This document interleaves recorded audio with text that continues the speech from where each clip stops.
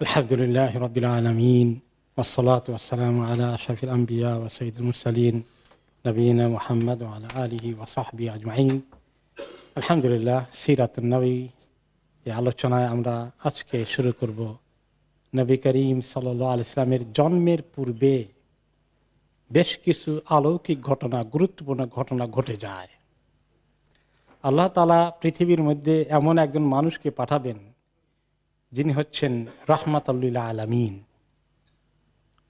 তার আগমনের পূর্বে পৃথিবী কেমন অন্ধকারাচ্ছন্ন ছিল তার আলোচনা আমরা শুনেছি, এবং পৃথিবীকে মনে হয় যেন তিনি তৈরি করছেন, রেডি করছেন, প্রিপেয়ার করছেন যে আখেরি নবী রাসূলুল্লাহ সাল্লাল্লাহু আলাইহি সাল্লামকে কীভাবে পৃথিবী গ্রহণ করবে। কিছু বিশেষ করে কোরাইশদের মধ্যে, আরবদের মধ্যে কিছু ঘটনা ঘটে যা পরবর্তী পর্যায়ে যেন তাদেরকে এই নবীর নবুয়তের প্রতি বিশ্বাস করতে উদ্বুদ্ধ করে। আর এটাই পৃথিবীতে যখন অন্ধকার বেশি ঘনিয়ে আসে তখনই আল্লাহ তাআলা রহমতের ব্যবস্থা করেন। রাত্র যত গভীর হয় সূর্যোদয়ের সময় তত কাছে চলে আসে। এটাই ইন্না মাআল উসরি ইউসরা, কঠিন বিপদের পরেই আল্লাহ তাআলা আসারি নিয়ে আসেন পৃথিবীর মানুষের জন্য। আল্লাহ তাআলা সেজন্যই কিছু ঘটনা ঘটালেন ওনার জন্মের আগে। অন্যতম একটি ঘটনা হচ্ছে জমজমের ঘটনা। জমজম তো হযরত ইসমাঈল আলাইহিস সালাম তার মা হাজের আলাইহিস সালামের উপলক্ষে কিভাবে সৃষ্টি হয়েছে আল্লাহ তাআলা নিয়ে এসেছেন জিবরাইল আলাইহিস সালামকে দিয়ে পাঠিয়ে। আল্লাহর কুদরতে মরুভূমির মধ্যে পানির এক ফোয়ারা আল্লাহ তাআলা খুলে দিয়েছেন, যেটা এখনো পর্যন্ত জারি আছে। কিন্তু এক পর্যায়ে নবী করিম সাল্লাল্লাহু আলাইহি ওয়াসাল্লাম জন্মের বেশ আগে, আব্দুল মুত্তালিবেরও আরো অনেক আগে, ওনার দাদা তো আব্দুল মুত্তালিব, তার জমানার বেশ আগে আরবদের মধ্যে মক্কার ঘর এর আবাদ এবং এর নেতৃত্ব নেওয়া নিয়ে বিরাট এক যুদ্ধ হয়ে যায়। এই যুদ্ধে জুরহুম কবিলা ছিল তখন এই ঘরের কেয়ারটেকার, খাদেমুল হারামাইন শরীফাইন ছিল, তারা খেদমত করত। তাদের সঙ্গে কোরাইশদের আরেকটি গ্রুপের ব্যাপক সংঘর্ষ হয়। বেশ লম্বা সংঘর্ষের পরে যখন জুরহুম কবিলা লোকেরা দেখলো তারা পরাজিত হতে যাচ্ছে, তখন তারা চিন্তা করলো আগ্রাসী শক্তি যারা এসেছে দখলদার, তাদের জন্য প্রবলেম ক্রিয়েট করতে তারা জমজম কুয়ার মধ্যে এমন কিছু ময়লা আবর্জনা সব ফেলে দিয়ে মাটি দিয়ে ভর্তি করে এই কুয়াটাকে নষ্ট করে চলে গেল। গভীরভাবে তারা প্ল্যান করে এই কাজটা করেছে, এবং দীর্ঘদিন জমজমের পানি থেকে পৃথিবীর মানুষ বঞ্চিত ছিল, একদম নষ্ট হয়ে গেছে। এটা আল্লাহ তাআলারই ফয়সালা। যখন এভাবে তারা প্রচুর পরিমাণ মাটি, পাথর, ময়লা আবর্জনা, এমনকি খুব খারাপ খারাপ জিনিসও ওখানে ফেলে দিয়েছে। কোনো সময় কোনো লোক যখন দুশ্মনী করে, আমি যখন খেতে পারবি না তোকেও খেতে দিব না, এরকম ভাব আর কি। তো বহুদিন আর এই মক্কার লোকেরা পেল না পরবর্তী পর্যায়ে জমজমের পানি। আর আব্দুল মুত্তালিব নবী করিম সাল্লাল্লাহু আলাইহি ওয়াসাল্লামের দাদা, ওনার জমানায় আল্লাহ তাআলা জমজমের দরওয়াজা পুনরায় খুলে দিলেন। কিভাবে খুললেন, কিভাবে আবিষ্কার হলো আবার, এ ব্যাপারে আলী রাদিয়াল্লাহু আনহু, যিনি আব্দুল মুত্তালিবের নাতি, আবু তালেবের ছেলে, উনি আব্দুল মুত্তালিব থেকে একটি গল্প করেছেন। আব্দুল মুত্তালিব তার নাতি আলী রাদিয়াল্লাহু আনহুর কাছে বর্ণনা করলেন। তো উনি বলেন যে আমাকে ছোট বয়সে আমার দাদা গল্প করেছিলেন কিভাবে জমজমের কূপ ওনার হাতে পুনরায় আবিষ্কার হলো। আব্দুল মুত্তালিব তিনি ঘুমিয়ে আছেন, ইন্নী লানাইমুন, আমি ঘুমন্ত অবস্থায় আছি, ফিল হিজরে, এবং ওই মাকামে ইব্রাহিমের পাশেই কাবার ওখানে আমি শুয়ে আছি এক সময়। ঈদ আতানি আতিন, এবং সব অবস্থা আমার ঘুম এসেছে, আমি দেখি যে আমার কাছে কেউ একজন আসলো, আমি ঘুমের মধ্যে আছি। ফাকাল আলী উহফুর তাইবাতান, আমাকে বলল যে খোঁড়ো ভালো একটা তাইবা, ভালো কুয়া, ভালো জিনিস, ওটা খুঁড়ে বের করো। কলা কুলতু আমা তাইবা, আমি বললাম কি ভালো জিনিস, কি ভালো কুয়া, কোনটা ভালো, কোনটার কথা বলছেন? সুম্মা যাহাবা আননি, অতঃপর তিনি চলে গেলেন, যিনি আমাকে ফার্দার কিছু বললেন না তিনি। এভাবে এই দিনের স্বপ্ন শেষ। পরের দিন আবার আমি শুয়ে আছি একই জায়গায়। ফানিমতু ফীহি ফাজাআনি ফাকালা উহফুর বাররাতান, এখন আমাকে বলল যে আপনি খোঁড়েন। ওকে, যে এটা বাররা মানে নেকির কাজ, যেটার মধ্যে নেকির জিনিস আছে, কল্যাণের জিনিস আছে, এটা খোঁড়েন। আমি বললাম কোথায়, কি খুঁড়বো, কোন জায়গায়? আর কিছু না, চলে গেল স্বপ্নটা। আবার থার্ড ডে, পরের দিন আবার ঘুমিয়েছি, একই খবর। উহফুরিল মাদনুনা, এই যে মাদনুনাকে খোঁড়েন, যেটাকে অনেক কষ্ট করে মানুষ হেফাজত করে দেয় না কারো কাছে, খুব সংরক্ষণ করে, এমন জিনিসটাকে খোঁড়েন, বের করেন। একই অবস্থা, প্রশ্ন করলাম, আবার চলে গেল। এরপরে পরের দিন আবার আমি ঘুমিয়েছি। তখন 3 দিন পরে এই দিনের স্বপ্নে বলা হচ্ছে উহফুর জামজাম, জমজম খুঁড়ে বের করেন। কুলতু ওয়ামা জামজাম, তখন তারা এই কয়েক শতাব্দীর আগের ঘটনা তো, তারা জমজম ভুলেই গেছে। জমজম কি জিনিস আবার? বলে যে এমন একটা পানি, লা তুনজাফু আবাদান, এই পানির ফোয়ারা কখনো বন্ধ হবে না। ওই যে খুঁড়েছে আব্দুল মোত্তালেব, এখন পর্যন্ত পৃথিবীর ইতিহাস কি বলে? একদিনের জন্য জমজমের পানি বন্ধ হয়েছে? সুবহানাল্লাহ, মুজিজা আল্লাহ তাআলা। ওকে, ওয়ালা তুজাম্মু, এই পানি কোনোদিন দোষযুক্ত হবে না, এই পানি কোনো সময় ক্ষতিকর হবে না। মাঝে মধ্যে গত প্রায় বছর 20 আগে পেয়েছিলাম জমজমের পানির ব্যাপারে নাকি রিসার্চ করে করে বললো যে এর মধ্যে আয়রনের পরিমাণ অনেক বেশি, ক্ষতিকর ইত্যাদি। নন মুসলিমদের পক্ষ থেকে একটা রিসার্চ বের হলো। খুব কিছুদিন এটা নিয়ে একটু লেখালেখি জাতীয় কিছু হলো, কিন্তু পরে আবার দেখা থেমে গেল। ওয়ালা তুজাম্মু, এটা কখনো ক্ষতিকর হবে না, এর মধ্যে কোনো দোষ পাওয়া যাবে না। তাসকিল হাজিজ আল আযম, এটা এই বড় বড় হাজিরা, মানে বিশাল হাজিদের যে নাম্বার, সবাইকে খাওয়ানো যাবে। এত হাজি যা আসবে সবাই খেতে পারবে। খেতে পারে কিনা? এখন তো কয়েক মিলিয়নও হয়। তারপরে কোন হাজি বলেছে না, হারে জমজমের কুয়ার পানি পেলাম না, শেষ হয়ে গেছে। সুবহানাল্লাহ, কি কুদরত আল্লাহ তাআলা। শুধু খায় নাকি, বাকেট ভর্তি করে কত পৃথিবীতে কি পরিমাণ সাপ্লাই হয়। তখন তিনি জায়গা দেখিয়ে দিলেন যে ওই জায়গায় খুঁজলে তুমি পাবে, ওই জায়গায় খুঁজলে পাবে। এখন এই যে এর মধ্যে কোনো ক্ষতিকর জিনিস নাই, ক্ষতিকর জিনিস নাই, বরঞ্চ তার ক্ষতিকর জিনিস না থাকলে কি আছে তার মধ্যে? উপকার আছে। জমজমের পানির কি উপকার আছে ওইখানে সংক্ষিপ্ত আকারে বলা হয়েছে, এর মধ্যে কোনো ক্ষতি নাই, কিন্তু মেসেজ আছে কি, এর মধ্যে অনেক উপকার, অনেক ফায়দা আছে। তো আব্দুল মোত্তালেব তো আর নবী না, এতটুকুনার ফায়দা ওনার কাছে ওহি আসে নাই, স্বপ্নে একটুখানি ওনাকে ইঙ্গিত দেওয়া হয়েছে মাত্র। কিন্তু আমাদের নবী মুহাম্মদ সাল্লাল্লাহু আলাইহি সাল্লাম জমজমের পানির অপূর্ব যে উপকার আছে, এর যে উপকারের সমাহার আছে, তিনি তার খবর দিয়েছেন। একটি হাদিসে এসেছে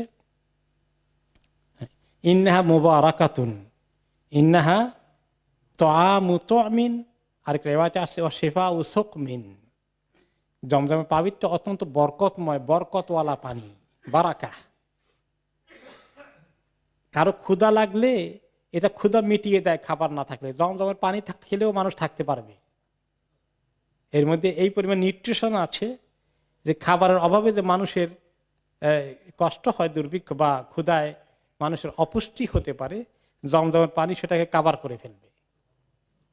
আর ওয়াশিফাউ সুকমিন, মানুষের কোনো রোগ ব্যাধি হয়ে গেলে জমজমের পানি তারও উপকার করবে, ঔষধের মতো কাজ করবে।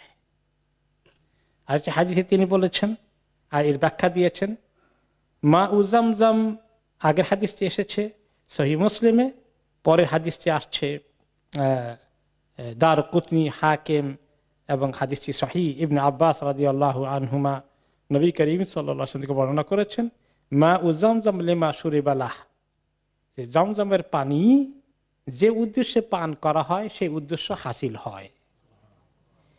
কি কি উদ্দেশ্যগুলো হতে পারে? আপনি ধনী হবেন সেই নিয়ে তো জমজমের পানি খেলে ধনী হবেন, ওই রকম না। তার ব্যাখ্যা দিয়েছেন তিনি, ইন শারিবতাহু লিতাস্তাশফিয়া শাফাক আল্লাহ, তুমি আল্লাহর কাছে শেফা পাওয়ার নিয়তে জমজমের পানি খেলে আল্লাহ তাআলা তোমাকে শেফা দান করবেন, রোগ মুক্তি দান করবেন। ওয়া ইন শারিবতাহু লাশাবাআকা লিশাবাইকা আশবাআকা আল্লাহ, ক্ষুধা লেগেছে তাহলে ক্ষুধার খাবার কিছু নাই, যে ক্ষুধা নিবৃত্তি হওয়ার জন্য, ক্ষুধার অভাব দূর করার জন্য, পেটের মধ্যে যে ক্ষুধা লেগেছে সেটা দূর করার জন্য যদি তুমি পানি খাও সেই নিয়তে যে আল্লাহ খাবার তো নাই, এখন জমজম পানি খাচ্ছি আল্লাহ আমার যেন মানে পেটের যে ক্ষুধার তাড়না আছে সেটা যেন কেটে যায়, মিটে যায়, তাহলে আল্লাহ তাআলা তোমাকে সেই রকম খাবার খেলে যেরকম তৃপ্তি হয় এরকম তৃপ্তি দান করবেন। ওয়া ইন শারিবতাহু লিকাতে যামাইকা কাতাহুল্লাহ, তোমার প্রচুর পিপাসা লেগেছে, কি দিয়ে যে পিপাসা দূর করবো, অনেক সময় পিপাসার মধ্যে অনেক পানি খেলেও যেন পিপাসা মিটে না, এইরকম পিপাসার তোমার যদি চাহিদা সৃষ্টি হয়ে যায় তাহলে সেই নিয়তে খেলে আল্লাহ তাআলা তোমার পিপাসা দূর করে দিবেন, তোমার কণ্ঠকে আল্লাহ তাআলা ঠান্ডা করে দিবেন, মিটিয়ে দিবেন। ওয়াহিয়া হাজমাতু জিবরিল, এটা হচ্ছে জিবরিল আলাইহিস সালামের হাজমা। জিবরিল আলাইহিস সালামের হাজমা, হাজমা অর্থ কি? আসরুন দরাবাতু ফিল আরদি বিআকিবিহি আও জিনাহিহি। গত সপ্তাহে একজন প্রশ্ন করেছিলেন যে এটা হচ্ছে হাজমাতু জিবরিল, জিবরিল আলাইহিস সালাম এসে ওনার আইদার পায়ের গোড়ালি দ্বারা অথবা ডানার একটু সাইড দিয়ে তিনি একটু মৃদু আঘাত করেছেন, দরবা করেছেন, হয়তো ওনার পায়ের গোড়ালি দ্বারা অথবা ডানার অগ্রভাগ দিয়ে একটু মাটিতে আঘাত করেছেন, আর তখনই জমজমের পানির ফোয়ারা ছোটা শুরু হয়েছে। তো এটা জিবরিল আলাইহিস সালামের, তিনি হচ্ছেন আল্লাহ তাআলার কাছে সবচেয়ে সম্মানিত ফেরেশতা, তার মাধ্যমে আল্লাহ তাআলা এই কূপকে খনন করিয়েছেন, এই জন্য এর মধ্যে বারাকা অ্যাড হয়েছে। সুকরিয়া আল্লাহি ইসমাইল, আর ইসমাইল আলাইহিস সালাম যখন পিপাসায় ওনার জান ফেটে যাচ্ছিল তার জন্য আল্লাহ তাআলা এই পানির ফোয়ারা এনেছিলেন, কাজে এটা বরকতে পরিপূর্ণ। তো সেই বরকতের ধারা যখন তাদের কাছে চলে গেল তারা তো আর পেল না বহুদিন, তখন আব্দুল মুত্তালিবকে আল্লাহ তাআলা পাঠিয়ে দিলেন। এখন আব্দুল মুত্তালিব স্বপ্নে এবার চতুর্থ দিনে স্বপ্ন পেলেন কি, যে এই জমজম কি জিনিস, অনেক বরকতওয়ালা পানি, এর মধ্যে কোনো ক্ষতি নেই, অনেক উপকার আছে, কোথায় আছে? ওয়াদুল্লা আলামা উদয়হা, স্বপ্নে তাকে দেখানো হলো এক্স্যাক্টলি লোকেশন কোথায়, এটা একদম মিশে গেছে, কোনো চিহ্নও নাই, আর আলামতও নাই, ওনাকে বের করা হলো। তখন তিনি এই দেখলেন এই মোবারক জিনিস, এটা তাহলে আমরা বের করতে হবে। ও মাহু ইবনুল হারিস ইবনু আব্দুল মুত্তালিব ওয়ালাইসা লাহু ইয়াউমাইদিন ওয়ালাদুন গায়রুহু, তিনি হারিস ইবনে আব্দুল মুত্তালিব, তার ছেলে ছিল প্রথম একমাত্র ছেলে, তখন তার আর কোনো ছেলে ওই সময় ছিল না, পরে আরো ছেলে হয়েছে, তাদের কাহিনী আসবে। তো হারিস ইবনে আব্দুল মুত্তালিব আর নিজে চলে গেল এবং দুইজনে মিলে তারা অনেকক্ষণ পর্যন্ত খোঁড়াখুঁড়ি করলো, খুঁড়তে খুঁড়তে এক পর্যায়ে জমজমের পানির ফোয়ারা দেখা যাচ্ছে। এটা দেখা দেওয়ার পরেই কাব্বারা আব্দুল মুত্তালিব, আল্লাহু আকবার বলে উঠল আব্দুল মুত্তালিব, বলে নাই হবল আকবার, কোন মূর্তির নাম নেয় নাই। আব্দুল মুত্তালিবের ভিতরে তাওহীদে ছিল, একটু শিরকও ছিল, যদিও পরবর্তী পর্যায়ে কিছু কিছু ঐতিহাসিক রেওয়ায়েতে আসছে জীবনের শেষ দিকে আব্দুল মুত্তালিব আর মূর্তি পূজা করতেন না, তিনি একটু তাওহীদমুখী হয়ে গিয়েছিলেন, যদিও নবী নাই, কেমনে নামাজ পড়তে হবে ইত্যাদি জানা নাই, কিন্তু শিরক থেকে তার মন উঠে গিয়েছিল। যাই হোক, তো তখন তিনি যেই আল্লাহ আকবরকে বিরাট চিৎকার করলেন, আশেপাশে কুরাইশরা দৌড়ে আসলো, আর দেশে তারা কি বললো, ওকে তাহলে আব্দুল মুত্তালিব বড় কিছু একটা আবিষ্কার করেছে, সবাই দৌড়ে আসলো। ফাকামু ইলাইহি ফাকালু ইয়া Abdul Muttalib ইন্নাহা বিউর আবিনা Ismail. Abdul Muttalib তো এটা খুঁজে বের করলেন। তারা বলে, ওহো, ওই কুয়া জমজম যেটার কথা আমরা শুনেছি বাপ দাদার মুখে, কিন্তু কোথায় আছে, হারিয়ে গেছে আমাদের কাছ থেকে, জেনারেশন পাই নাই, সেটা তো ইসমাইল আলাইহিসসালামের কারণে এসেছিল। সেটা যদি হয়, তা আমরা কোরাইশের যত গোত্র উপগোত্র আছি, যত কবিলায় ভাগ হয়েছি, আপনি এটা খুললে কি হবে, এটার মালিকানা কিন্তু আমাদের সবার। কাজে আপনি একলা কিন্তু মালিকানা দাবি করতে পারবেন না। ইন্নালানা ফিহা হাক্কান ফাআশরিকনা মাআকা ফিহা, আমাদের সবার হক আছে, আপনি আমাদের সবাইকে মালিকানা দিবেন, একলা মালিকানা দাবি করতে পারেন না। ফাকালা মা আনা বিফাইল, নো, আমি তা করব না। ইন্না হাযাল আমরা কাদ খুসসিসতু বিহি দুনাকুম ওয়া উতিতুহু মিন বাইনিকুম, আমাকে আল্লাহ তাআলা স্বপ্নে দেখিয়েছেন, এইটার কেয়ারটেকার আল্লাহ দায়িত্ব আমাকে দিয়েছেন, এটা তোমরা আল্লাহর ফয়সালার উপরে থেমে যাও, এটা নিয়ে টানাটানি করো না। তখন তারা কিছুতেই থামবে না। তিনি হয়তো কেন দিতে চান নাই, সবাই মিলে ভাগাভাগি টানাটানি করলে জিনিসটার এত হাতে ম্যানেজ করতে গেলে তো সুবিধা হবে না। তিনি সবাইকে পানি খেতে দিবেন, কিন্তু কেয়ারটেকারের দায়িত্ব ওনার হাতে রাখবেন, এটা ছিল ওনার পরিকল্পনা। কারণ উনি পার্সোনালি খুব বখিল প্রকৃতির লোক ছিলেন না। তার ব্যাপারে আব্দুল মুত্তালিব সাংঘাতিক উদারমনা, খুব দানশীল, সবচেয়ে বড় লিডার মক্কার, এবং অতি সম্মানিত, সবাই তাকে রেসপেক্ট করে। কিন্তু তিনি এই একটি কারণেই হয়তো কনসিডার করেছেন যে তিনি এটা তার হাতে রাখবেন, কিন্তু তারা কিছুতেই মানবে না। নো, আমরা ইসমাইলের, যেহেতু আমাদের পূর্বপুরুষ সবার বড় দাদা ইসমাইল, আমরা সবাই তার গোষ্ঠী, তার উসিলা আল্লাহ তাআলা দুনিয়াতে পাঠিয়েছেন, আমরা সবাই এটার মালিকানা অংশীদার আছি, আপনি আমাদেরকে বঞ্চিত করতে পারবেন না। এখন তো দরবার থামে না, এখন তো এটা নিয়ে মারামারি হয়ে যাবে, এটা নিয়ে এখন যুদ্ধ শুরু হয়ে যাবে। শেষ পর্যন্ত একটা ফয়সালা হলো যে একজন ভালো শিক্ষিত লোকের কাছে গিয়ে, জ্ঞানী লোকের কাছে গিয়ে, একজন আলেমের কাছে গিয়ে আমরা এটার ফয়সালা নিয়ে আসি। এখন ওই জমানায় আলেম বলতে তো আর কেউ তখন নাই, যে আলেম সত্যিকার অর্থে ইব্রাহিম আলাইহিস সালামের অনুসারী আলেম এই পর্যায়ে নাই। তখন আলেমদের পরিচয় ছিল কি জানেন?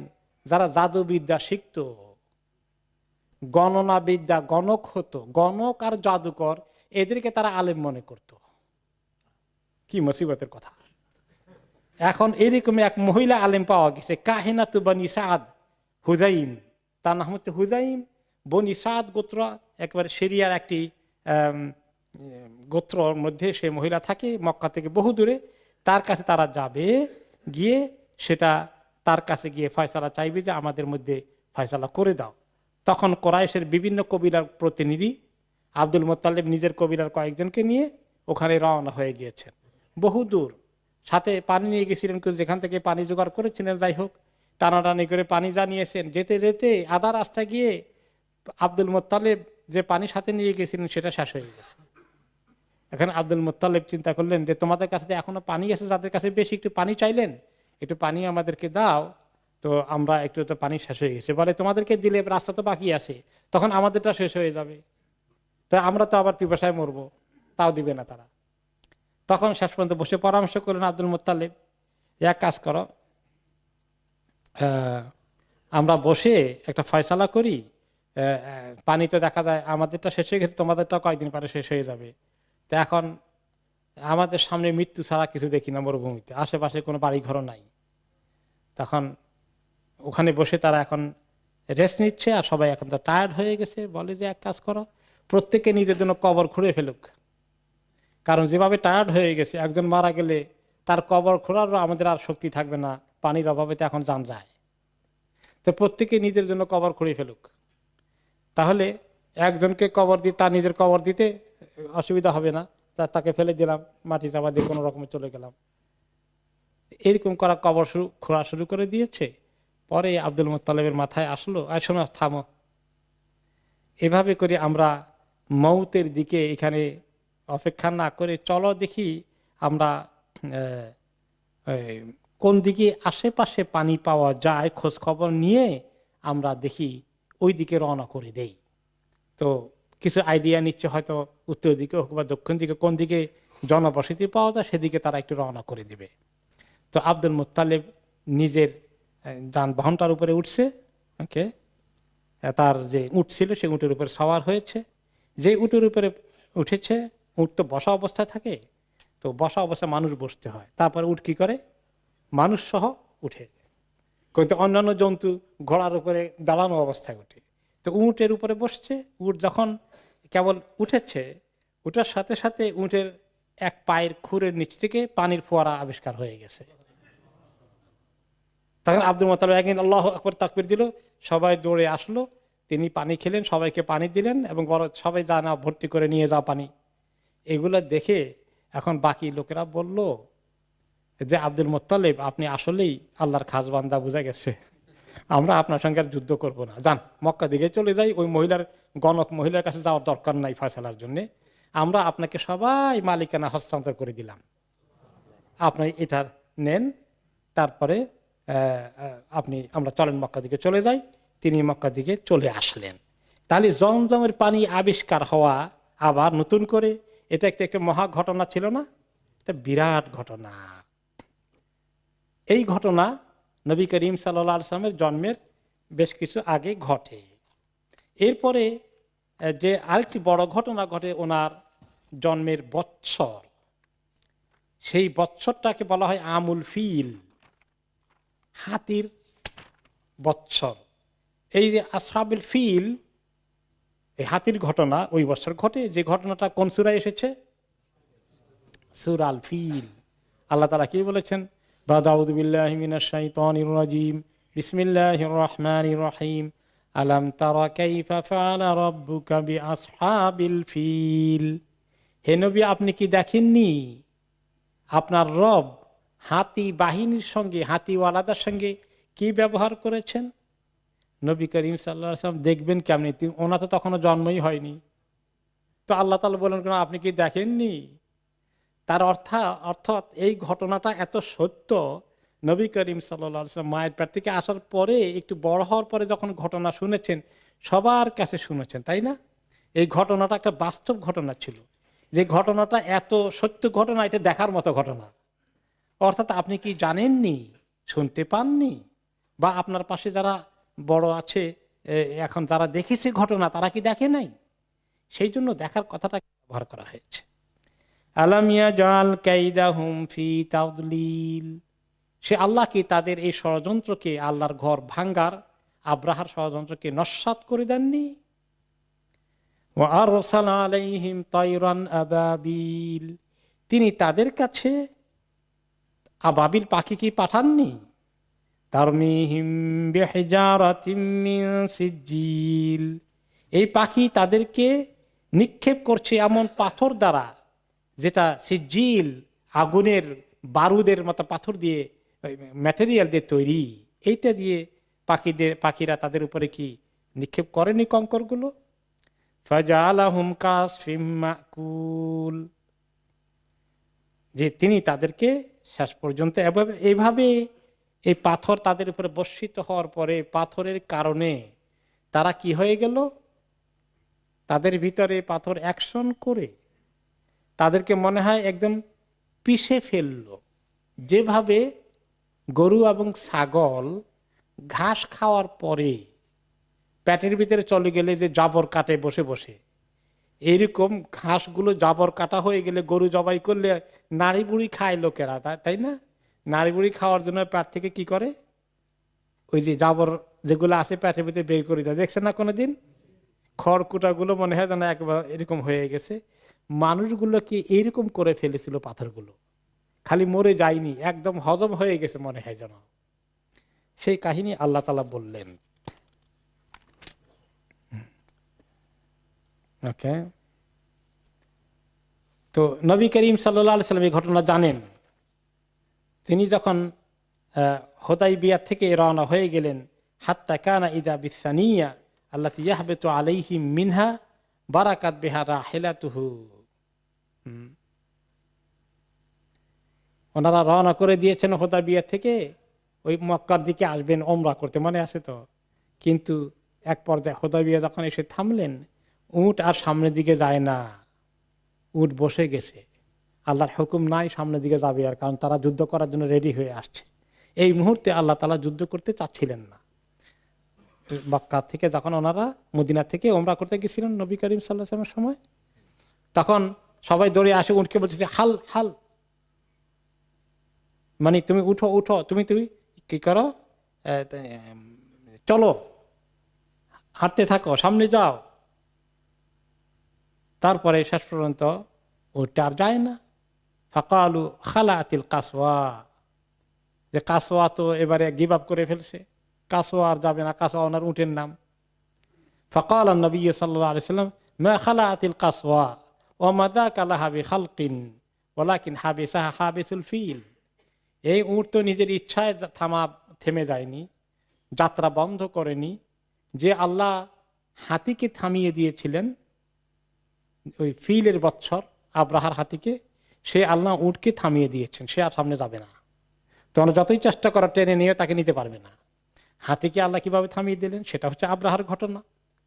আব্রাহার ঘটনা হচ্ছে এই আব্রাহা আল আশরাম তার নাম, সে অরিজিনালি হাবাসা ইথিওপিয়ার লোক, যেটা লোহিত সাগরের আরেক পারে আফ্রিকার। এই পারে হলো ইয়ামান, ওই পারে হলো আফ্রিকা। এখন তারা এক পর্যায়ে ইয়ামান দখল করলো এই বাদশাহ, এবং সেই বাদশাহ ইয়ামান দখল করে সেটা শাসন করলো, এবং সানাআ যে শহর এখনো আছে ইয়ামানের ক্যাপিটাল, সেটাকে সে রাজধানী বানালো। বানিয়ে সে একটি বিশাল গির্জা বানালো। সে ছিল খ্রিস্ট ধর্মের অনুসারী, খ্রিস্টান। একটা বিরাট গির্জা বানালো, এবং তার অ্যাম্বিশন হলো গোটা আরব জাতিকে এই খ্রিস্টীয় ধর্মে দীক্ষিত করা, ইব্রাহিম আলাইহিস সালামের অনুসারীদেরকে সেদিকে নিয়ে যাওয়া। যদি অনুসারীরা শিরক মধ্যে আছে, খ্রিস্ট ধর্মেও শিরক আছে, তখন তিন খোদার অস্তিত্ব আবিষ্কার করেছে। সে বিরাট একটা গির্জা বানালো, নাম দিল আল কোল্লাইস, এই গির্জার নাম।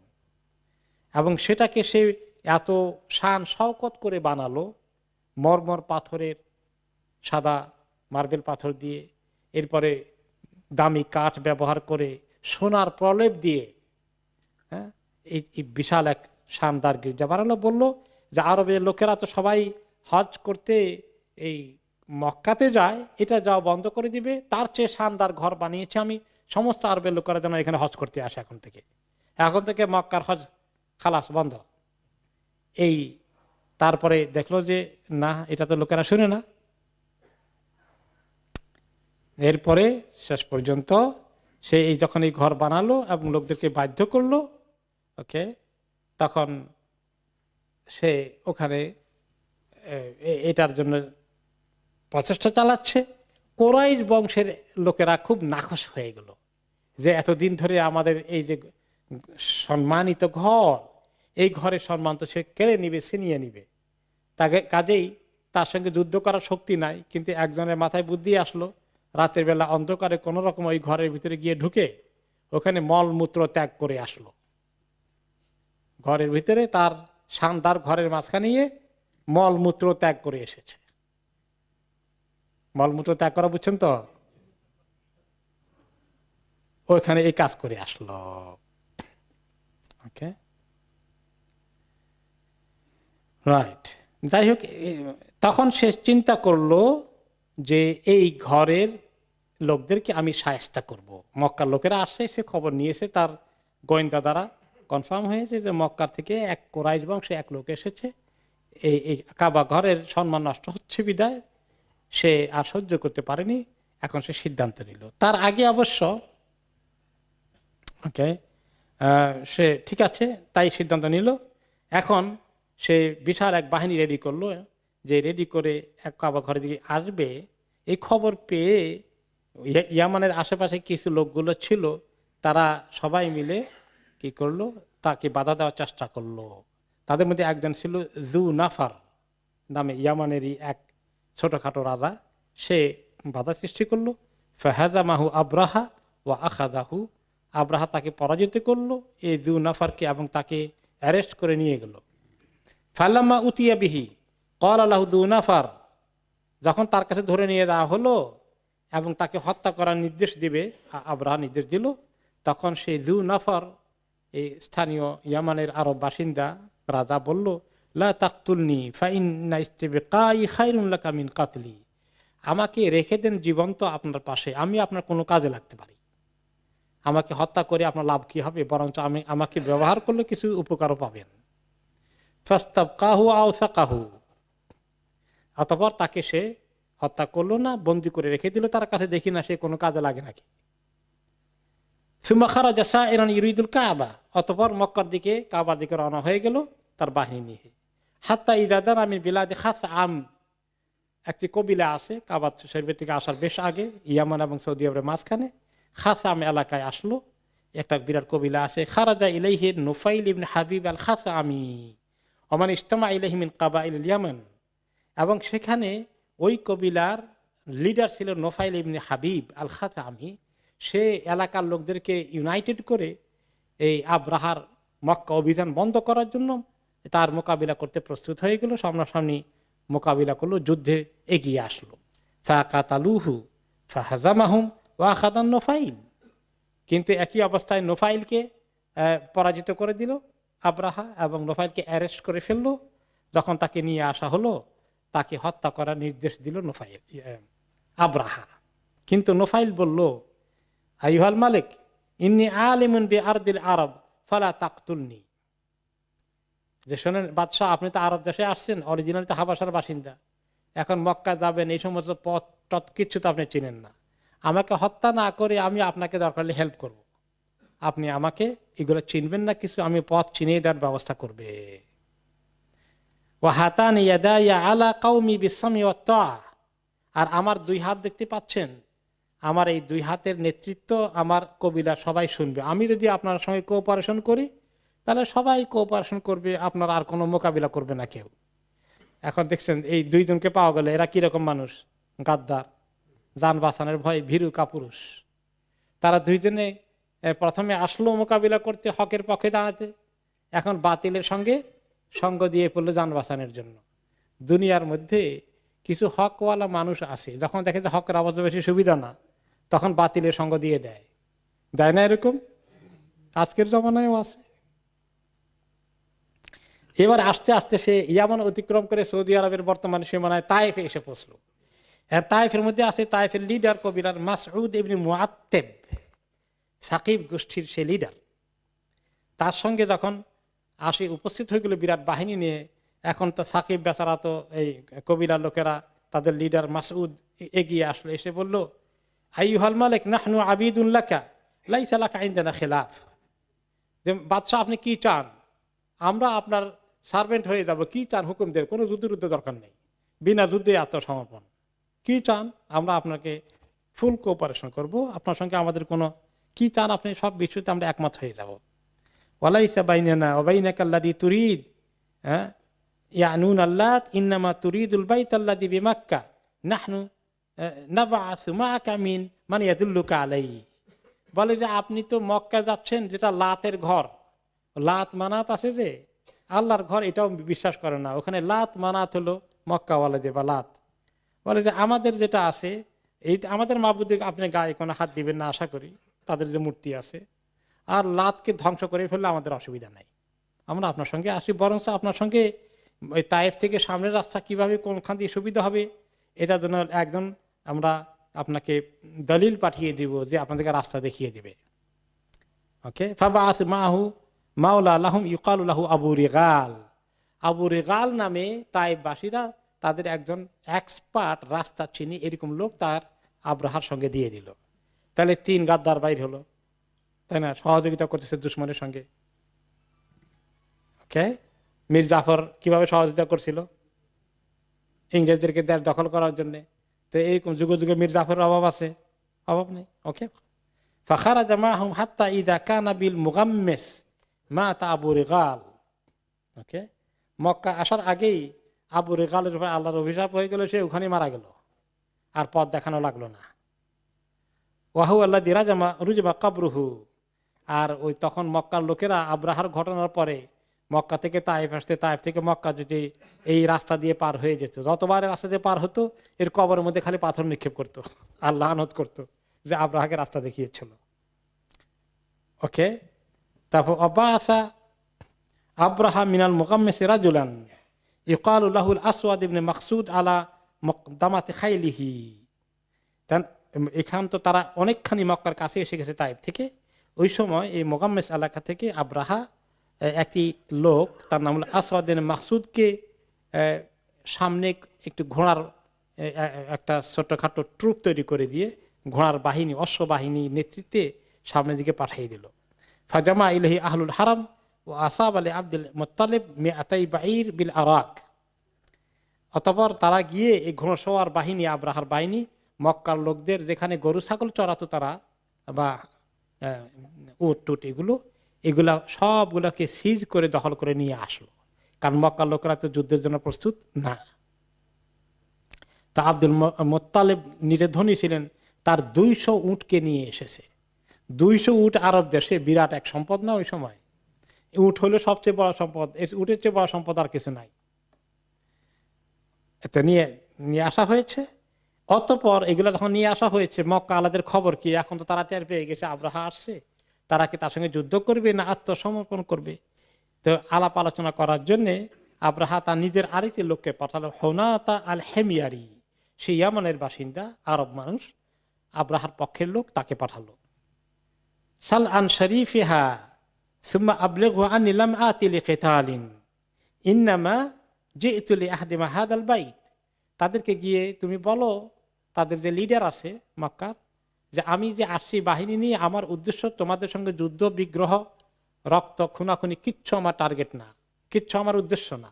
আমার উদ্দেশ্য হলো এই ঘরটাকে আমি শেষ করে যাব, শুধু কাবা ঘরকে আমি মাটির সঙ্গে মিশিয়ে দেব, আর কারো কোনো ক্ষতি করব না। এখন সে মক্কায় আসলে আব্দুল মুত্তালিবের খোঁজ করলো, তোকে দেখা হয়ে গেল, তখন এই খবর দিল। ওকে, তো ওকে আব্দুল মুত্তালিব তখন বলল, আচ্ছা এই খবর শুনে সে যুদ্ধ করবে না, আমাদের ব্যাপারে তার কোনো দুশ্মনী নাই, তো না আপনাদের ব্যাপারে কোনো দুশ্মনী নাই। তখন সে বলল, অসুবিধা নাই, তাহলে সানুখাল্লি বাইনাহু ওয়া বাইনাল বাইত, তার মধ্যে আর আল্লাহর ঘরের মধ্যে আমরা ছেড়ে দেব। ফাইন খালা আল্লাহু বাইনাহু ওয়া বাইনাহু ফাওয়াল্লাহি মা লানা বিহি কুওয়া। আল্লাহ যদি নিজেই তাকে চান্স দিয়ে দেন মক্কার ঘরকে নষ্ট করার জন্য, ধ্বংস করার জন্য, তাহলে আল্লাহ যদি অ্যালাউ করেন তা আমরা ঠেকাবো কেমনে? কাজেই আমরা বাধা দেব না, আমরা এই ব্যাপারে কোনো যুদ্ধের জন্য প্রস্তুত না। এটা আল্লাহর ঘর, আমাদের বিশ্বাস আছে, দেখা যাক আল্লাহ তাআলা এটা নিয়ে কি করেন। এরপরে ফাখারা জামাহু, অথবা তাকে বলা হলো যে আপনি চলেন, আপনি আমাদের আব্রাহার সঙ্গে দেখা করেন, উনি আপনাকে দেখতে চেয়েছেন, আলাপ আলোচনা করে একটা সুন্দর ঐক্যমতে পৌঁছার জন্য। তখন সেখানে আসলো। ওয়াকানা যু নফর সাদিকান লিআবদুল মুত্তালিব ফাআতাহু ফাকালা ইয়া যা নফর হাল ইনদাকুম মিন গানাইন ফিমা নাযালা বিনা। ওইখানে এসে দেখে ওই যে যু নফর আসছিল, ইয়ামানে যে যুদ্ধ করতে এসেছিল, কার সাথে, কার বাধা দিতে আসছিল? আব্রাহার বাধা দিতে আসছিল, ইয়ামানের স্থানীয় শাসক। পরে তো সে আব্রাহার সঙ্গে একমত হয়ে বলে যে আমি আপনাকে হেল্প করবো, চলেন, নিজের যান বাঁচানোর জন্য। ওইখানে আব্দুল মুত্তালিব এসে দেখে যে যু নফর ওখানে আছে, যু নফরের সঙ্গে আব্দুল মুত্তালিবের পরিচয় আছে, কারণ আব্দুল মুত্তালিব মক্কার লিডার আর যু নফর ইয়ামানের ওই এলাকার লিডার, তাদের মধ্যে যোগাযোগ আছে আর তাদের মধ্যে বন্ধুত্ব আছে, একটা সম্পর্ক আছে। তাকে দেখে আব্দুল মুত্তালিব খুশি হলেন, এসে তার সাথে কানে কানে কথা বললেন যে মুসিবতে পড়ছি, তুমি তো দেখি ওনার সঙ্গে আসো, তো আমাদেরকে কোনো হেল্প করতে পারবা এই মুসিবত থেকে উদ্ধার করার জন্য? তার মানে আল্লাহর ঘরটা ধ্বংস করে ফেলবে, তো কিছু তুমি করতে পারো কিনা, তাকে থামাইতে পারো কিনা? ফাকাল মা গিনা আরাজুলিন আসির লা ইয়ামানু মিন আন ইউক্তালা বুকরাতান আও আশিয়া। সে বলে, তুমি আমার অবস্থা দেখো না, আমি তো ওর কাছে বন্দী অবস্থায় আছি, সে আমাকে সকালে খুন করবে না বিকালে খুন করবে, এ তালে আছে, কিছু পাইলে আমার থেকে উল্টা পাল্টা, আর তুমি আমার কাছে সাহায্য চাও, আমি তো আমার জান চাচা নিজের জান বাঁচা, এই চিন্তায় আছি। ওয়ালাকিন সাআবাতুলাকা ইলা উনাইস সাইসুল ফিল ফাআমুরহু আন ইয়াসনা আলাকা ইনদাল মালিক মা সাতা'a মিন খাইর ওয়া ইউ'যিম খাতরাকা ওয়া মানজিলাতাকা ইনদাহু।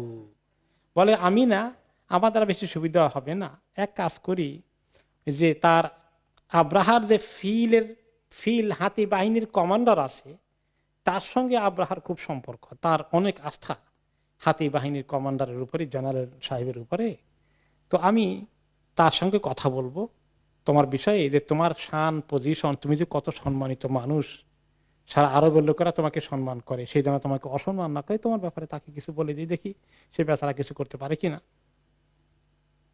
ওকে, তারপরে আনিসের কাছে নিয়ে বললো, দেখো এই সাইয়্যিদ কোরাইশ, কোরাইশদের লিডার, সাহিব ইরে মাক্কা, যে তোমার আন্ডারে যে আরেক ঘোড়ার বাহিনীর লিডার গিয়ে তো এই বেচারা সব উটগুলো নিয়ে আসছে, এই উটের মালিক হলেন ইনি।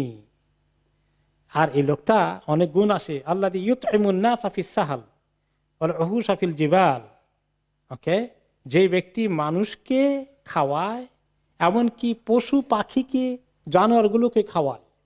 আব্দুল মুত্তালিব উট জবাই করে নিজে গোশত খেতেন, আশেপাশের লোকদেরকে খাওয়াতেন, অভাব অনটনের লোকদেরকে খাওয়াতেন। কিছু অংশ পাহাড়ের উপরে নিয়ে শিয়াল, বিভিন্ন জানোয়ার, কবুতর, পশু পাখি এরকম ছিটে দিয়ে আসতো। প্রত্যেক দিন সেই কাজ করত বেচারা। এই সমস্ত তার এগুলো পরিচয় আছে আরব সমাজের মধ্যে, যে সে শুধু মানুষকে খাওয়া না, সে পশু পাখিকে খাওয়ায়। তো এই বেচারা হলে এই অবস্থা। আর আসাব আলাহুল মালিক মিয়াতাই বাঈর, ঘোড়ার বাহিনী বাদশার পক্ষ থেকে তাদেরকে পাঠানো হয়েছে, তারা তার 200 উট নিয়ে এসেছে।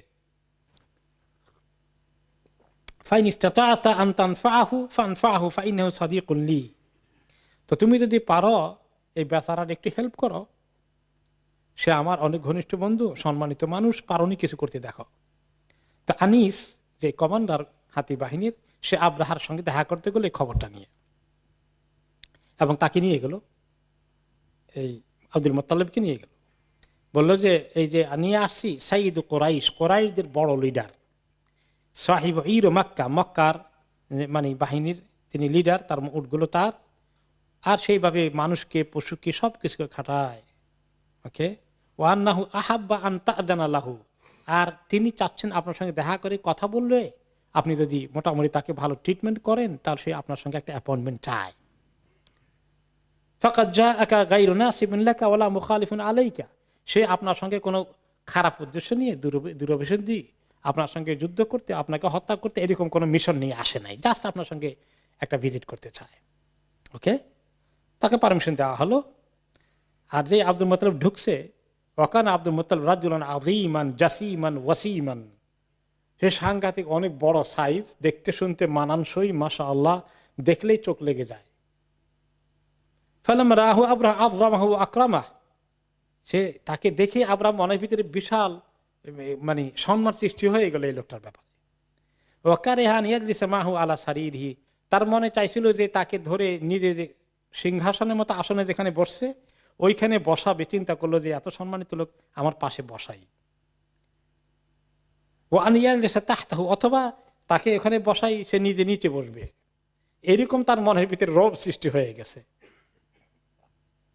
ফাহাবে তাইলাল বিসাত, ওকে, কিন্তু শেষে চিন্তা করলো যে আমি যখন তাকে ওখানে বসাই আর আমি নিচে বসি, তাহলে আমার বাহিনী এবারে তার আমার থেকে তার গুরুত্ব দেওয়া বেশি শুরু করে দেবে, তার এক মুশকিল। তখন দুইজনে বলেই সে নিজে নেমে দুইজনের সঙ্গে একসঙ্গে নিচে বসলো, হ্যাঁ, নিচে পাটি বিছায় নিচে বসলো।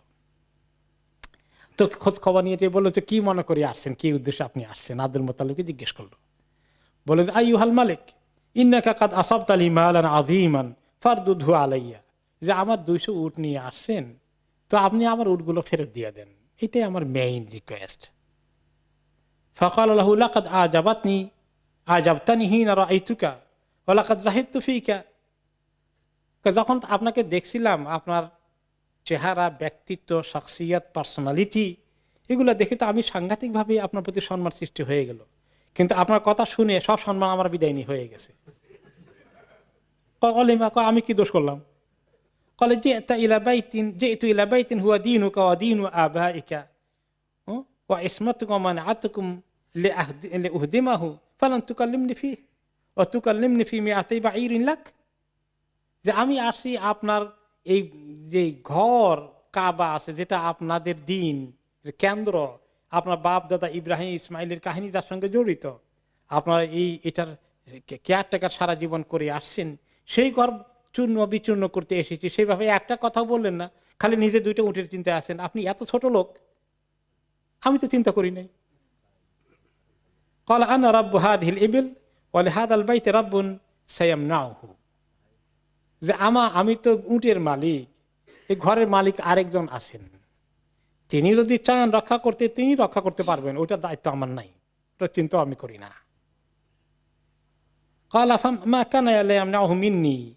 কাজে ও তোমার ঘরের মালিক যিনি আছেন তিনিও আমাকে ঠেকাইতে পারবেন না। কে বলছে? Abraha. So this is the pride and arrogance, তাই না? যারা দুনিয়ার মধ্যে বড় শক্তিশালী কোনো কিছুর শক্তির অধিকারী হয়ে যায়, পরাশক্তির অধিকারী, সুপার পাওয়ার হয়ে যায়, তারা দুনিয়াকে আর কেয়ার করে? কিচ্ছু কেয়ার করে না। তো সে তখন সুপার পাওয়ার, সে কেয়ার করলো না। তো আব্দুল মুত্তালিব তখন বলেন ফাআন্তা ওয়াদাক, কয় ঠিক আছে এটা আপনার মধ্যে আর ঘরের মালিকের মধ্যে হোক, ওটা আমার দায়িত্ব না, ওটা আমি তার উপরে ছেড়ে দিলাম। তারপরে তার উটগুলো ফেরত দেওয়া হলো। অক্টোবর উট নিয়ে ফেরত আসেন আব্দুল মুত্তালিব মক্কার মধ্যে, খবর দিলেন কুরাইশদেরকে যে এখন তোমরা এক কাজ করো।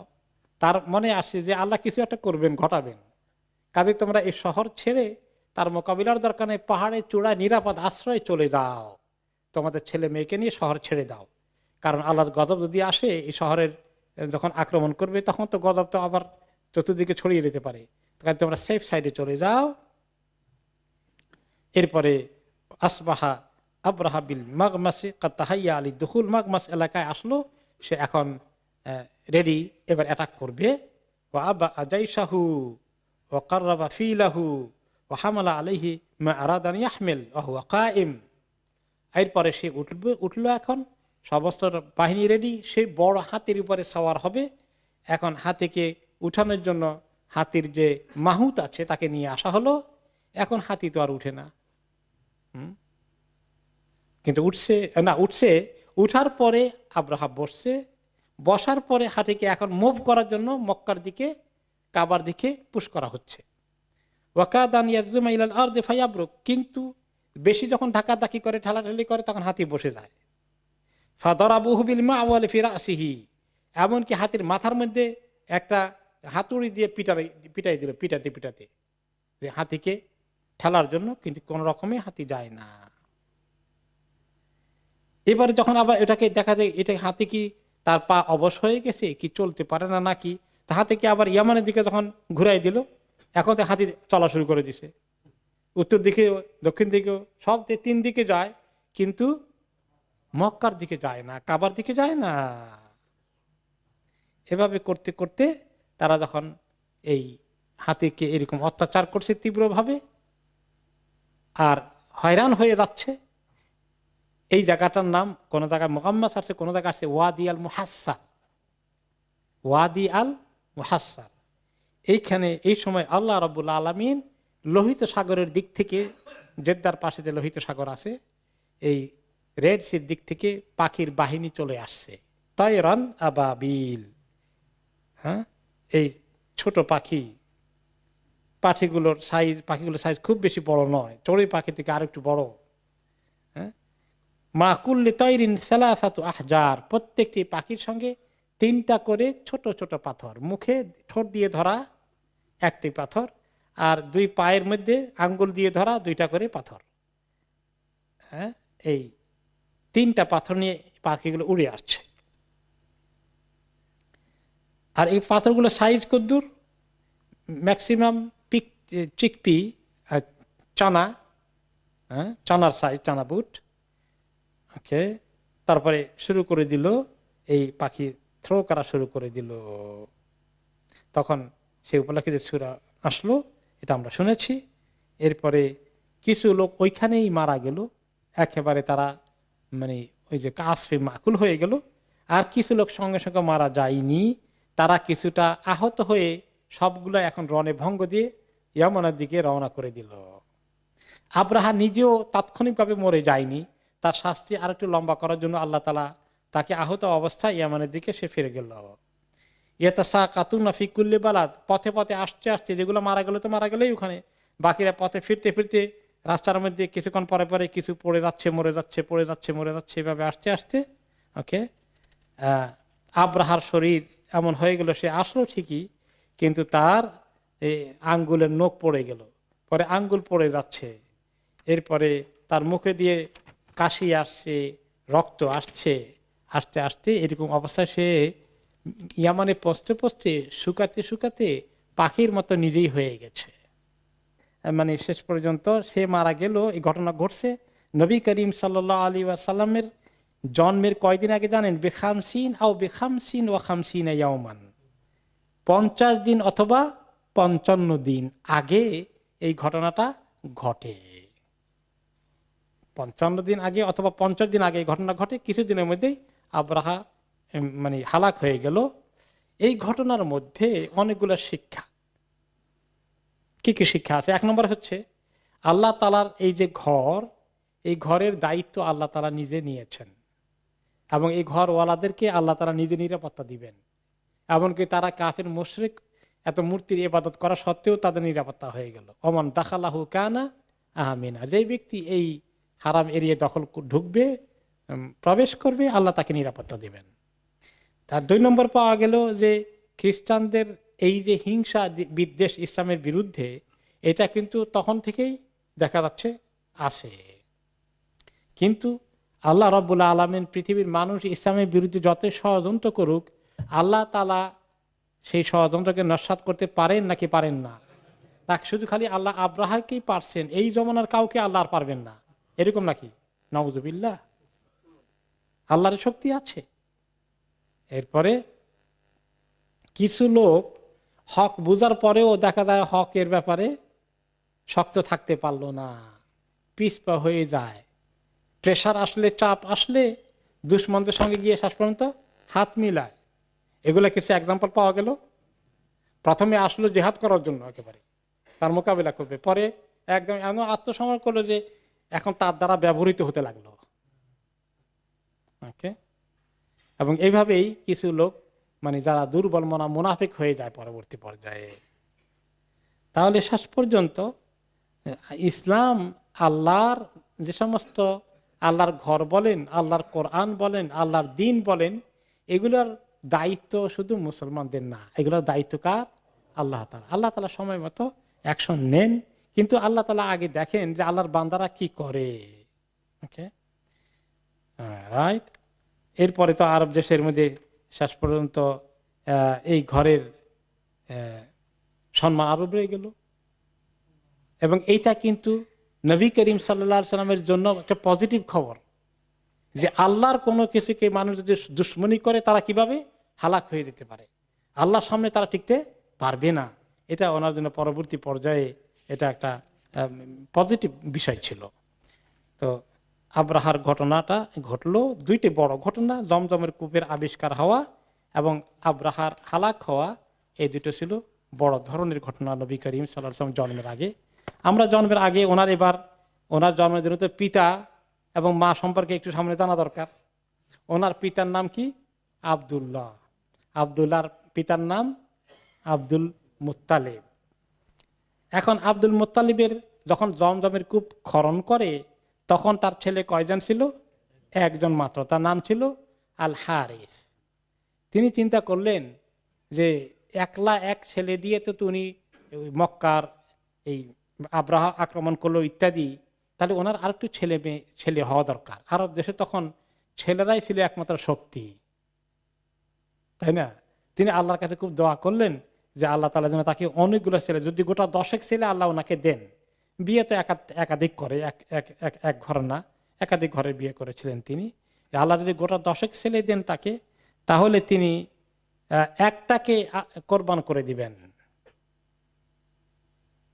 দিবেন। ওকে, যেভাবে ইব্রাহিম আলাইহিস সালাম তার সন্তানকে কোরবান করার জন্য উদ্যত হয়েছিলেন বা উদ্যোগ নিয়েছিলেন। তো পরবর্তী পর্যায়ে ঠিকই আল্লাহ তাআলা ওনাকে সন্তান দিলেন। হারিসের খবর তো আছে। এরপর আরেকটা ছেলে ছিল আজ-জুবাইর, আরেকজন ছিল আবু লাহাব, আব্দুল উজ্জা, এই আব্দুল মুত্তালিবের ছেলে। তার টাইটেল আবু লাহাব, তার নাম হচ্ছে আব্দুল উজ্জা। তাহলে আব্দুল মুত্তালিব যে মূর্তি পূজা করেছেন তার প্রমাণ হলো কি? ছেলের নাম কি? আব্দুল উজ্জা। আর ওই ছেলের পরিচয় আমাদের কাছে কি? আবু লাহাব। 4 নম্বর ছিল আল মুকাওয়াম, 5 নম্বর ছিল দেরার, 6 নম্বর ছিল আবু তালেব। আর 7 নম্বর ছেলে জাহাল, 8 নম্বর ছেলে আব্দুল্লাহ, 9 নম্বর ছেলে হামজা, হামজা রাদিয়াল্লাহু আনহু কথা মনে আছে। 10 নম্বর ছেলে আল আব্বাস রাদিয়াল্লাহু আনহু, আব্দুল্লাহ ইবনে আব্বাসের পিতা। সবার চেয়ে ছোট ছিলেন আব্বাস রাদিয়াল্লাহু আনহু। ওকে, এখন 10 জন তো হয়ে গেছে। আব্দুল মুত্তালিব তো এখন মানত করেছে 10 জন ছেলে হয়ে গেলে একজনকে সে কোরবানি করে দিবে। এখন তো সে মানত তো ঠিক রাখতে হয়, মানত পূরণ করা তো বড় গুরুত্বপূর্ণ। এটাও তারা ইব্রাহিম আলাইহিস সালামের জামানা থেকে শিখে আসছে, কোনো মানত করলে এটা পূরণ করতে হয়। এখন সে ছেলেদেরকে নিয়ে একদিন বসলো, বসে বললো যে বাবারা জানো তো আমি তো এইরকম একটা মানত করেছি, এখন আমি কি করব। তারা দেখলো যে বাবাকে থামানোর চেষ্টা করলো যে না দেখেন না কোনো কিছু করি, এটা অ্যাভয়েড করা যায় কি না। কিন্তু কিছুতেই তিনি এক কথার মানুষ, তিনি আল্লাহর সঙ্গে বিশ্বাসঘাতকতা গাদ্দারি করবেন না, কথা পূরণ করবেন। কাকে এখন তিনি কোরবানি করবেন, তোমরা পরামর্শ করে আমাকে পরামর্শ দেয় কাকে চুজ করব। তখন বলা হলো যে এক কাজ করো সবাই মিলে, যে লটারির মতো ড্র করেন, নাম লেখেন, যার নাম উঠে তার নামেই আর নিতে হবে, এসে কিছু করার নাই। তখন তার নাম লিখে একটা কাগজে নিয়ে যাওয়া হয়ে গেল। ওখানে মক্কা ঘরে কিছু পুরোহিত ছিল, তাদের কাছে দিলে তারা এই গণকরা একটা পদ্ধতি আছে লটারির মতো বা ইয়ের মতো, সেখানে তারা দিয়ে যার নামটা ঘুরে আসে তার নাম নেওয়া হবে। এখন নাম যখন আসলো, সেই আব্দুল মুত্তালিবের সবচেয়ে প্রিয় ছিল আব্দুল্লাহ। সে অপূর্ব ছোটকাল থেকে বড় বৈশিষ্ট্যের অধিকারী ছিল, খুব মায়াবী ছিল, এর নামটাই চলে আসলো। এবং যখন নাম দিতে সে যায়, কোন কোন ঐতিহাসিক রেওয়াজে আসছে, সেখানে মনে মনে করতে লা ইনসুরিফা আন আব্দুল্লাহ ফা আনা বিখাইর, খালি কোন রকমের আব্দুল্লাহর নামটা না উঠলে হয়েছে, আমি আর আমার কোনো চিন্তা নেই, যে কোনো একটা উঠুক, খালি আব্দুল্লাহর জন্য আল্লাহ বাঁচাই দেয়। কিন্তু ফাখারাজ আল কাদহ আলা আব্দুল্লাহ, এখন আব্দুল্লাহ নামে উঠে গেছে। যখন আব্দুল মুত্তালিব দেখলে কিছু তো করার নাই, অনেক চেষ্টা তো করলাম, তামান্নাও করলাম, এখন সে খঞ্জর নিয়ে এসেছে বাইতুল্লাহ, ওখানে আব্দুল্লাহকে জবাই করবে। এই সময় মক্কার কোরাইশ বংশের সবাই ছুটে আসছে, এসে তারা বলল যে না কিছুতে, এমনকি আব্দুল্লাহর মামার গোষ্ঠী যারা ছিল তারাও দৌড়ে আসছে, আর এই ভাগিনাকে জবাই করতে দেওয়া যাবে না। এসে তারা সবাই মিলে তাকে থামানোর চেষ্টা করলো। আব্দুল মুত্তালিব বলেন ফাকাইফা আসনাউ বিনাযরি, আমি তো এটা মানত করছি, কেমনে আমি মানত থেকে সরে আসবো, এটা তো আমি করতে পারি না। তখন তারা বলল যে এখন তাহলে একজন আলেমের কাছে যাইতে হয়, তাহলে ফয়সালা আছে কিনা দেখেন। আলেম তো হলো কি গণক, হেজাজ এলাকায় গণক একজন আছে, এই বড় আলেম, তার কাছে চলেন। হেজাজ বলতে তখন হয়তো জেদ্দা এদিকে বোঝানো হয়েছে। তখন তার কাছে গেল, গিয়ে তার কাছে কিছু মাসালা জিজ্ঞাসা করলো, কি করতে পারি, এই যেটা করেছি আমি মানত করেছি, এটা থেকে এর কোনো বিকল্প সমাধান শরীয়ত মতো আছে কিনা। তখন সে বলল যে এক কাজ করো, তোমাদের মধ্যে দিয়তের পরিমাণ কি, মানে কেউকে যদি কোনো মৃত্যুদণ্ড কার্যকরী করতে হয়, তাহলে মৃত্যুদণ্ড থেকে বাঁচাতে হলে কয়টা উট দেওয়ার নিয়ম কানুন তোমাদের সমাজে প্রচলিত আছে। মনে করে একজন একজনকে খুন করেছে, খুনের বদলায় আইদার খুন হবে, নতুবা রক্ত কি বলে এটাকে, রক্তপণ দেবে। সেটা পরিমাণ কত, বলে যে 10টা উট। কথা 10টা উট আর বিরাট একটা পাল্লা বানাও, দাঁড়ি পাল্লা, বড় করে একটা পাল্লা বানাও, এক পাল্লাতে আব্দুল মুত্তালিবের নাম উঠাও, ওকে, তারপরে আরেকটা বা অথবা পাল্লা না বানিয়ে ওই যে তাদের আছে যেখানে তারা গণকদের কাছে গিয়ে মক্কায় নাম লেখায়, সেই জায়গায় 10টা উটের লেখে কাগজের মধ্যে দাও, 10টা উট দিয়ে দাও। যদি দেখা যায় সেখানে যে 10টা উটের পরিমাণ ভারী হয়ে গেছে পাল্লার মতো আব্দুল্লাহর তুলনায়, তাহলে সেখানে তোমরা 10টা উট কোরবানি করে দাও, তার পরিবর্তে এটা রক্তমূল্য হয়ে যাবে।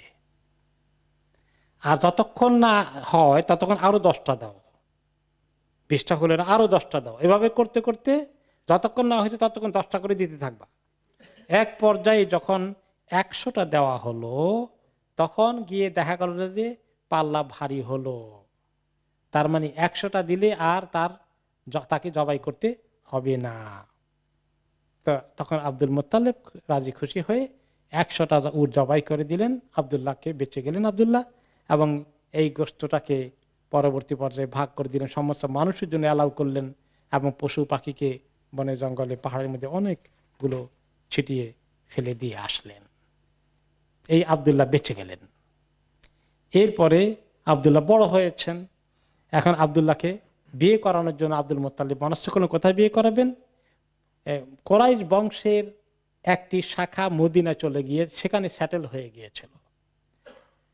তো ওখানে একজন ভালো পরিবারের একটি মেয়ে আছে আমেনা, এই খবর তারা জানতেন, তারা মাঝে মধ্যে মক্কা থেকে মদিনা, মদিনা থেকে মক্কায় যাওয়া আসা করতেন।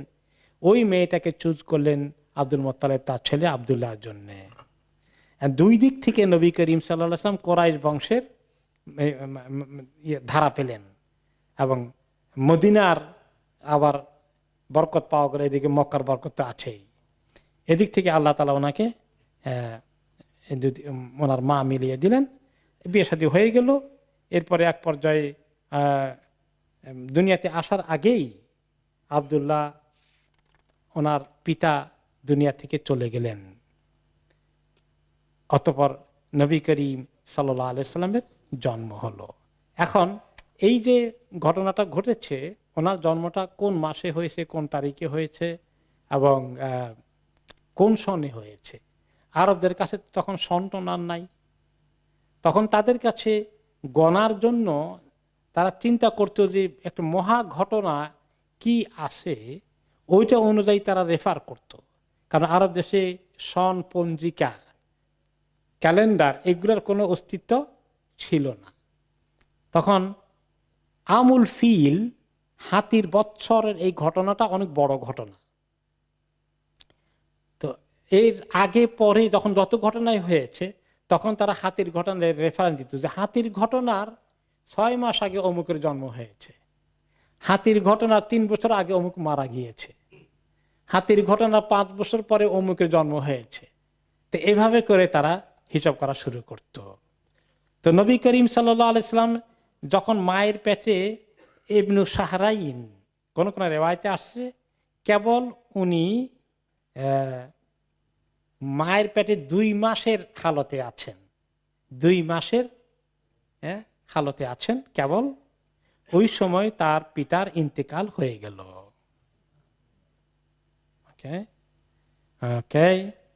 ইবনুল কাইয়িম রাহমাতুল্লাহ আলাইহি, ইমাম ইবনুল কাইয়িম বলেন উখতুলিফা ফি ওয়াফাতি আবিহি আব্দুল্লাহ। এটা নিয়ে একটা যেমন 2 মাসের খবর এসেছে, আবার কোন কোন জায়গায় কেউ কেউ বলেছে যে ওনার জন্মের পরে আব্দুল্লাহ মারা গেছেন। কিন্তু অধিকাংশ ঐতিহাসিকদের দৃষ্টিতে নবী করিম সাল্লাল্লাহু আলাইহি ওয়াসাল্লাম জন্মের আগেই আব্দুল্লাহর ইন্তেকাল হয়ে যায়, এবং তিনি ইয়াতিম হিসেবে দুনিয়াতে আসেন। সে কথাটা একটু দলিল পাওয়া যায় সূরা আদ-দুহাতে। আল্লাহ তাআলা কি বলেছেন? আলাম ইয়াজিদকা ইয়াতীমান ফাআওয়া, আল্লাহ কি আপনাকে পান নাই এতিম হিসাবে, মানে আপনি কি দুনিয়াতে এতিম হিসাবে আসেননি? তখন আল্লাহ তাআলা আপনাকে জায়গা করে দিয়েছেন আব্দুল মুত্তালিবের কোলে, তারপরে আবু তালেব দায়িত্ব নিয়েছেন। এগুলো আসছে ওয়াতুফি আব্দুল্লাহ ওয়ালিদুর রাসূল সাল্লাল্লাহু আলাইহি সাল্লাম আন 25 সানাতান। ওই সময় আব্দুল্লাহ ওনার পিতার বয়স ছিল 25 বছর। 25 বছর পরে বয়সে আব্দুল্লাহর ইন্তেকাল হয়, আর নবী করিম সাল্লাল্লাহু আলাইহি সাল্লামের জন্ম হয়ে যায়। ওনার জন্ম জসিম হয়, এইটার ব্যাপারে কোন কোন রেওয়ায়েতে আসছে যে রবিউল আউয়াল মাসের 12 তারিখে হাতির বৎসর ওনার জন্ম হয়। মাসটা ছিল রবিউল আউয়াল।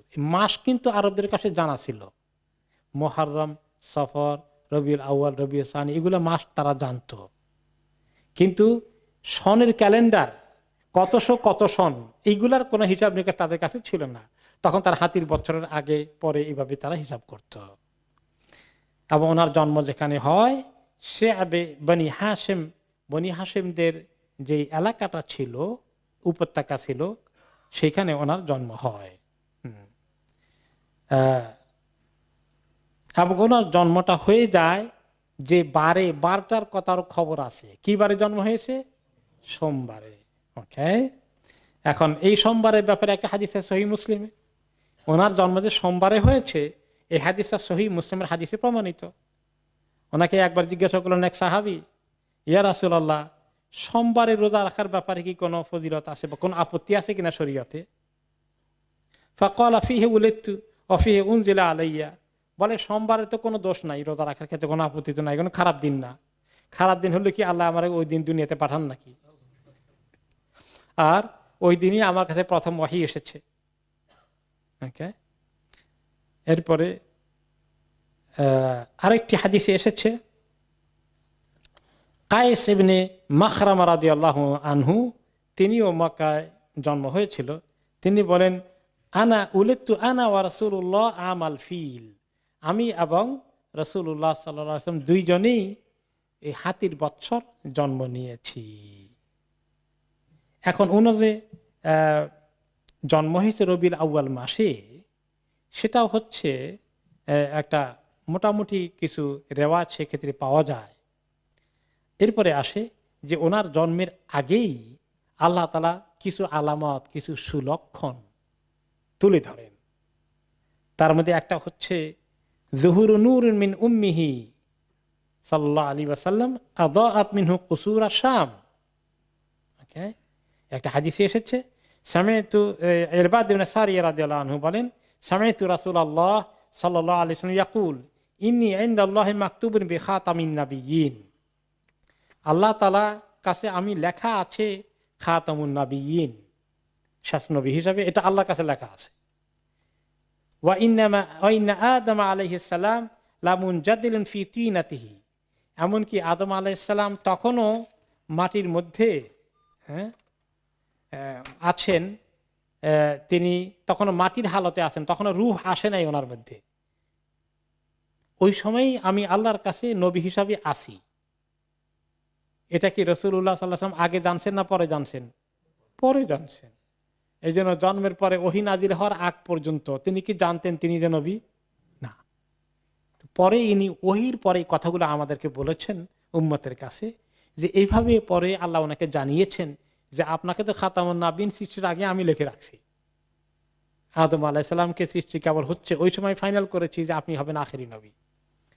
ওয়া সাউখবিরুকুম বিআউয়ালি যালিকা। তারপরে তিনি বলেন যে আমার নবী হওয়ার খবরগুলো দুনিয়াতে প্রথমে কিভাবে আসে। এক নম্বরে দাওয়াত আবি ইব্রাহিম, আমার পিতা ইব্রাহিম আলাইহিস সালাম দোয়া করেছিলেন মক্কাতে যখন রেখে গিয়েছিলেন। হ্যাঁ, এই শহরে কি দোয়া করেছিলেন? ইবআস বিহিম রাসূলান, আল্লাহ এখানে তাদেরকে রসুল পাঠান, তাদেরকে পবিত্র করবে, তাদেরকে ইবাদত শিখাবে।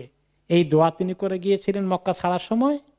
সেই দোয়ার ফল হচ্ছে আমি। ওই দোয়ার আনসার করেছেন আল্লাহ তাআলা আমাকে দিয়ে, ইব্রাহিম আলাইহিস সালাম দোয়ার আনসার। ও বিশারাতু আখি ঈসা, আর ঈসা আলাইহিস সালাম সুসংবাদ দিয়ে গিয়েছেন সূরা সফের মধ্যে, ইয়াতি মিন বা'দি ইসমুহু আহমদ, আমি সেই মুহাম্মদ আর আহমদ একই রুট থেকে আসা। রুইয়া উম্মি আল্লাতী রাআত হিনা ওয়াদাআতনি আন্নাহু খারাজা মিনহা নূরুন আযাআত লাহা মিনহু কুসুরুশ শাম। আমার মা যখন আমাকে যেই মুহূর্তে প্রসব করছেন, জন্ম দিচ্ছেন, তিনি দেখতে পেলেন তার পেট থেকে এত নূর বের হয়েছে, এবং সেই নূরের আলোকে আমার মা দেখতে পেয়েছেন যে শাম দেশের প্রাসাদগুলো জ্বলজ্বল করছে ওই নূর দ্বারা। এত দূর পর্যন্ত দেখা যাচ্ছে নূর এত আলোকিত হয়েছে। একটি হাদিসে এসেছে, সাহাবায়ে কেরাম রাদিয়াল্লাহু আনহুম ওনাকে নবুয়তের পরে জিজ্ঞেস করেছিলেন, ইয়া রাসূলুল্লাহ আখবিরনা আন নাফসিক, আপনার ব্যাপারে, আপনার ব্যক্তিগত ব্যাপারে আমাদের কিছু বলেন, আপনার খোঁজখবর কিছু দেন না, কিভাবে দুনিয়াতে আসার কারণ ইত্যাদি। তখন তিনি বললেন, আমার খবর তো হচ্ছে দাওয়াত আবি ইব্রাহিম, ইব্রাহিম আলাইহিস সালাম আমাদের দোয়া করেছিলেন তার আনসার, বসরা ঈসা আলাইহিস সালামের সুসংবাদ, ও রাআত উম্মি হিনা হামালাত বি। আর এই রেওয়ায়েতে আসছে মা জন্মের সময় না, জন্মের আগেই যখন পেটে ধারণ করেছিলেন মা, তিনি স্বপ্নে দেখলেন হামালাত। এটা বাস্তবে দেখা না, এখানে আসে স্বপ্নে দেখেছেন আন্নাহু খারাজা মিনহা নূরুন আদাআত লাহু বুসরা ওয়া বুসরা মিন আরদি শাম। আমার মার পেট থেকে এমন নূর বের হয়েছে যে নূর বসরা এলাকায়, যেটা হয়তো বা এখন বসরা বলে শাম ইরাকের, ওই জায়গার এলাকার বাড়িঘর বালাখানাগুলো পর্যন্ত দেখা যাচ্ছে। ইমাম ইবনে কাসির রাহমাতুল্লাহ আলাইহি, তিনি সিরিয়া দেশের লোক ছিলেন। তিনি বলেন শাম দেশের কথা কেন স্পেশালি সিরিয়ার কথা উল্লেখ করা হয়েছে, কারণ নবী করিম সাল্লাল্লাহু আলাইহি ওয়াসাল্লাম এর এই শাম অনেক নবীদের দেশ, ফিলিস্তিন সহ। আর এই পৃথিবীতে ইসলামের যখন শেষ দিনগুলো আসবে, শেষ দিনে ইসলামের দুর্গ কোথায় হবে? শাম এলাকায়, কিয়ামতের আগে। হযরত ঈসা আলাইহিস সালাম কোথায় নাজিল হবেন? শাম দেশে। আর মক্কা মদিনা ছাড়া, এই শাম ছাড়া বাকি দুনিয়াটা কি হবে? সমস্ত দাজ্জালের পদচারণায় চলে আসবে।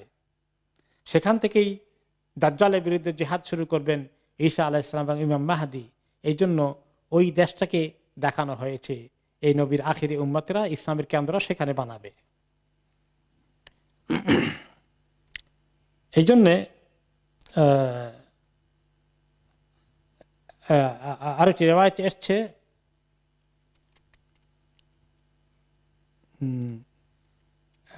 হাসান ইবনে সাবিত রাদিয়াল্লাহু আনহু বলেন, ওয়াল্লাহি ইন্নী লা গুলামুন ইয়াফাতুন ইবনু সাবিন ওয়া সামান। হাসান ইবনে সাবিত রাদিয়াল্লাহু আনহু একজন সাহাবী, তিনি মদিনার বাসিন্দা। তিনি বলেন যে আমার বয়স যখন 7 কি 8, আর আমি তখন প্রায় কৈশোর থেকে যৌবনে পদার্পণ করা, মানে কিশোর বয়সে আছি, এখনো যৌবনে যাই নাই।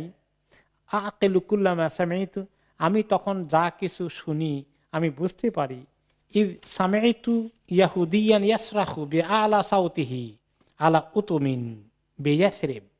আমি একদিন শুনতে পেলাম মদিনায়, তিনি তো মদিনার বাসিন্দা, মদিনার কিছু ইহুদি ছিল, মদিনার ইহুদিদের কেউ কেউ জানতে পেরেছে যে আখিরি নবী আসার টাইম হয়ে গেছে।